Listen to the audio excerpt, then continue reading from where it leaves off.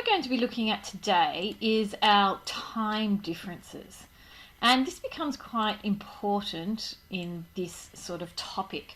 So what I want you to think about is I want you to think about a globe, and you might want to at home have a look at a globe.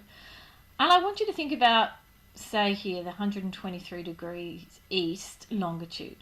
So what I'm saying is when it's midday here in Western Australia, on the other side of the world, because this meridian, you know, goes around the other side of the world, and on the other side of the world, it's the 60-degree west meridian, and it's midnight, because the sun's shining directly here, and on the opposite side is no sun shining, and it's midnight. So I want you to consider this when you're doing this topic and think about it. Now, the bit of information that's really important in knowing about time and time zones is this, and this is the most important one, I think, here. First of all, 15 degrees of longitude, so every 15 degrees that we move in a longitude direction, and either way, every time it's 15 degrees, it's 1 hour, and that's how you get those time zones. A more precise way is that every degree of longitude is 4 minutes time difference. Okay, so remember that we're going to be dealing with longitude. So if I say find the difference in local time between two places with longitude 140 degrees east and 96 degrees east, the first thing you need to find is you need to find that longitude difference. So longitude difference.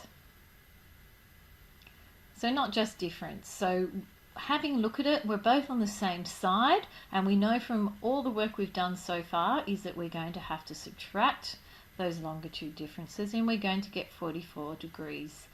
And when we're trying to find the difference in local time, I'm just trying to find out how many hours and minutes we're looking at. So if I'm looking for the time difference now,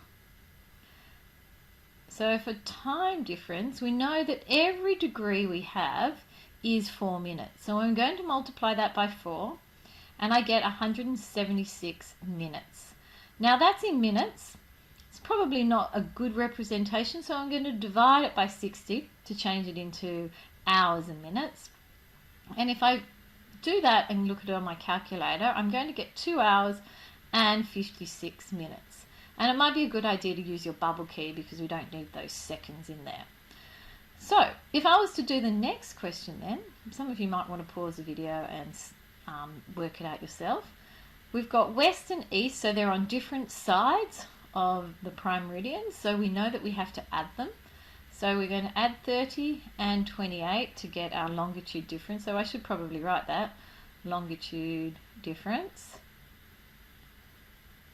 And when I work that out, I get 58 degrees. So to then get my time difference, remember we need to be telling the examiners what we're doing, we're going to multiply that by 4. And what we end up getting, and we're going to divide our answer by 60 because we want it in hours and minutes. So I'm going to get 3 hours and 52 minutes. Okay, so let's move that into this next one. Find the difference in local time between. Now remember, this is a more typical type of question. What we're looking at when we're looking in local time and time differences, we're looking at those longitudes. So the other ones, these numbers here, I'm not interested in them. I don't really care. Okay, so I'm looking at my longitude difference. So first of all, to look at my longitude difference, what I'm doing is we're on the same side. So I know if we're on the same side, we have to subtract. And if I subtract these, I get 17 degrees. So I'm looking at the time difference then. I'm going to do 17, I'm going to multiply it by 4, and then I'm going to divide it by 60 to change it into hours and minutes. And we get 1 hour and 18 minutes. So if I look at the very last one then, Paris, so I've got 2 degrees east and 74 degrees west. So 2 degrees east, yes, that makes sense because it isn't that far away from the Greenwich meridian. So if I look at part B, so if I look at the longitude difference then,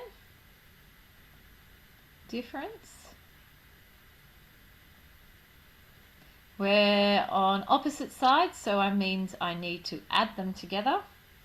So I get 76 degrees. So I'm looking now at the time difference. And for our time difference, I'm going to do 76 times 4 and divide that by 60. And I'm going to get 5 hours and 4 minutes. So nice and simple. And if you have any problems, well, you know where to find me. And this is just part 1 of a 2-part video series.